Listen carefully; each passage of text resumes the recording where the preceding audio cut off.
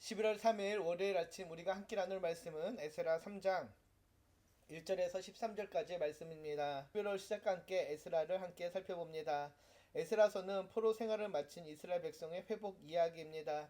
70년 동안 바벨론 땅에서 포로로 살던 그들이 드디어 고향 땅으로 돌아오는 역사적인 사건이 바로 오늘 책의 배경이 되는데요.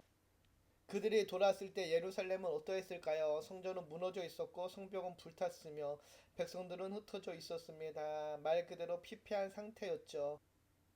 겉으로도 폐허였지만 더 큰 문제는 영적인 폐허였습니다.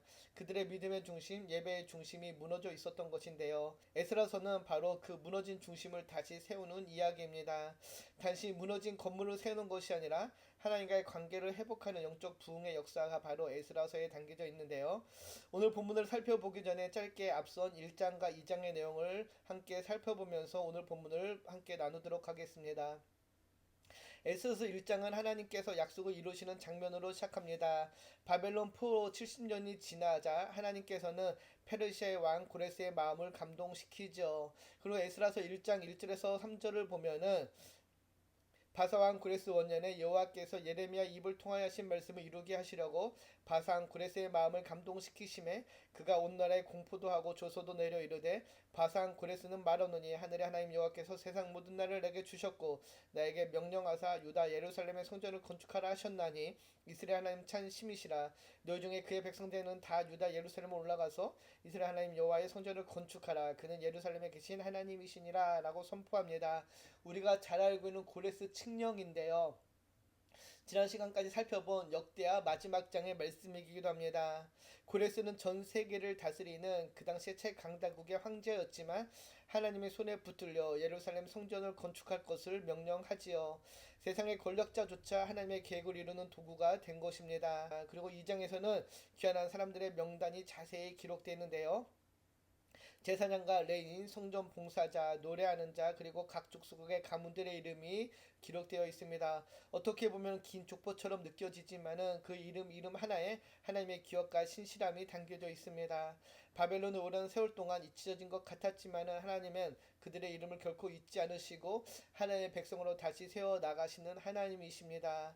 이처럼 1장과 2장은 하나님의 회복의 무대를 준비하신 이야기입니다. 그리고 오늘 본문 3장은 그 무대 위에서 회복의 첫 행동이 시작되는 장면입니다. 그들은 집을 짓기도 전에 성벽을 세우기 전에 가장 먼저 한 일은 무너진 제단을 다시 세우는 일이었습니다. 그들에게 진짜 회복은 건축이 아니라 하나님 중심, 예배 중심의 회복이었음을 알려주는 것이죠. 먼저 1절을 보면 이렇게 이야기하는데요. 이스라엘 자손이 각자의 성읍에 살았더니 일곱째 달에 이르러 일제 예루살렘에 모인지라. 이 일곱째 달은 유대 달력으로 티슈리얼 즉 초막절과 속죄일이 있는 달입니다. 하나님과의 관계를 새롭게 하는 달이었는데요. 이스라엘 백성은 아직도 삶이 안정되지 않았지만은 그들은 그럼에도 불구하고 일제히 예루살렘에 모였다라고 이야기하죠. 그들이 예루살렘에 모인 이유가 무엇인가요? 바로 하나님께 예배하기 위함입니다. 일제 예루살렘에 모였다는 것은 단순한 회합이 아니라 신앙의 중심으로 다시 돌아온 사건이었습니다. 그들은 오랜 바벨론 포로 생활을 마치고 돌아왔지만 아직 삶의 기반이 제대로 잡히지 않았습니다. 집도 농사도 성벽도 성전도 없는 황폐한 상황이었습니다. 그럼에도 불구하고 그들은 가장 먼저 예루살렘으로 모여 하나님을 예배하기로 선택합니다. 예루살렘은 하나님께서 이름을 두신 곳이며 성전이 있던 자리이죠. 즉 하나님의 임재의 상징이자 공동체 신앙의 중심인 그곳에 모여 다시 신앙의 결단을 드러내고 있는 것입니다. 사랑하는 청년 여러분, 오늘 우리가 가장 먼저 해야 할 일은 예배의 자리로 돌아오는 것입니다. 예배는 하나님이 내 삶의 중심임을 다시 고백하는 자리입니다. 바라기는 우리에게도 우리의 무너진 예배의 자리가 있다라면은 다시 회복하는 모두가 되기를 소망합니다. 그리고 이어지는 2절 3절을 보면은 그들은 먼저 제단을 만들었다라고 이야기하죠. 그들은 무너진 성전을 회복하기에 앞서 다시 하나님 앞에 예배를 드리기 위한 제단을 수축하게 됩니다. 이것이 신앙의 순서입니다. 하나님은 그 제단에서 다시 그들과 만나시게 될 것입니다. 무너진 예루살렘의 한가운데 폐허의 제단이 세워졌습니다. 이는 하나님, 우리가 당신을 중심으로 다시 살겠다라는 고백이요 결단이었습니다. 그리고 3절을 보면은 그들이 사방 나라 백성들을 두려워하여 제단을 그 터 위에 세우고 아침과 저녁으로 번제를 드렸다라고 전하죠. 그들의 상황은 여전히 불안했습니다. 주변 민족들의 위협이 있었고요. 보호할 성벽도 없었습니다. 그럼에도 불구하고 그들은 두려움 속에서도 예배하기를 멈추지 않았습니다. 환경이 안전해지기를 기다리는 것이 아니에 예배를 통해서 하나님이 그들의 방패되심을 믿었던 것이죠. 그리고 그들은 모세 율법에 기록된 대로 제단을 쌓고 번제를 드리기 시작합니다. 자기 방식이 아니라 하나님의 말씀의 기준 따라 예배를 했다는 것이죠. 참된 회복은 말씀에서 시작되고 말씀 위에 세워짐을 우리에게 보여줍니다. 그리고 4절 이하로 보면은 그들이 규례대로 초막제를 지켰다라고 알려주지요. 이 말은 규칙적인 예배가 회복되었음을 의미합니다. 그들은 규례대로 초막제를 지켜 번제를 매일 정수대로 날마다 드렸다라고 이야기하죠. 하나님은 꾸준한 예배를 그들은 날마다 정한 수를 따라 번제를 드리게 됩니다. 이 말은 그들의 삶에 이제는 규칙적인 예배가 회복되었음을 알려주고 있는 것입니다.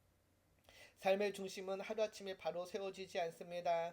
우리가 매일 삶의 자리에서 예배와 말씀과 기도로 우리의 중심을 잡아 나갈 때에 우리의 삶의 중심이 바로 세워지게 될 것입니다. 바라기는 오늘 아침 이 자리가 여러분의 무너진 재단이 다시 쌓는 그런 귀한 아침 되기를 소망합니다. 그런데 10절과 11절 보면은 성전의 기초만 놓였을 뿐인데 제사장과 레인들이 나팔을 불며 찬양을 드리기 시작합니다. 눈에 보이는 것은 기초뿐이지만은 그들은 하나님의 시작을 찬양했습니다. 하나님은 완성된 결과보다 믿음의 시작을 기뻐하십니다. 그들은 그 하나님의 기뻐하심 가운데 하나님께 찬양의 예배를 드린 것인데요. 그리고 마지막 이어지는 12절과 13절을 보면은 옛 성전을 기억하는 어른들은 대성통곡하고 새로운 세대는 기뻐서 소리쳤다라고 이야기합니다. 눈물과 웃음이 뒤섞인 예배였습니다. 과거의 영광을 기억하며 아셔는 이들과 새로운 시작에 감사한 이들이 함께 있었던 것인데요. 우리의 신앙도 이와 같습니다. 때로는 회개의 눈물이 있고 또 때로는 감사의 웃음과 찬양이 있습니다. 그러나 중요한 것은 그 모든 자리에 하나님이 중심에 있는 것이죠. 이스라엘 백성은 무너진 도시보다 먼저 무너진 제단을 세웠습니다. 바벨론에서 돌아온 이스라엘 백성은 무너진 도시보다 무너진 성전보다 먼저 무너진 제단을 세웠습니다. 삶의 중심이 무너지면은 모든 것이 흔들립니다. 그러나 우리가 하나님 앞에 바로 우리의 삶의 중심을 세워질 때 우리의 가정과 직장과 일터도 바로 서게 될 것입니다. 오늘 아침 우리 다시 한번 이렇게 고백합시다. 주님, 내 안에 무너진 제단을 다시 세워 주시옵소서. 예배가 다시 중심이 되게 하시고 말씀과 기도가 내 삶의 기준이 되게 하여 주시옵소서. 그때 하나님께서 우리의 삶 속에서 다시 중심을 잡아주시고 우리의 삶을 인도하실 것입니다. 오늘 말씀을 나누며 나는 언제 어떤 상황에서 하나님께 나아가기를 주저했던 적이 있는지 돌아봅시다. 또 나의 삶에서 하나님과의 관계는 어떤 우선순위인지 생각해보며 지금 내 삶에서 다시 세워야 할 제단이 있으면 무엇인지 돌아봅시다. 기도합니다. 참 좋으신 하나님 감사합니다. 무너진 제단을 다시 세운 이스라엘처럼 오늘 우리의 삶에서도 예배의 중심으로 다시 세워지게 하여 주시옵소서. 두려움보다 믿음을 선택하게 하시고 말씀 위에 굳게 서서 무너진 삶의 예배를 회복하는 우리의 삶의 자리가 되기를 소망하며 우리를 구원하신 예수님의 이름으로 감사하며 기도드립니다. 아멘.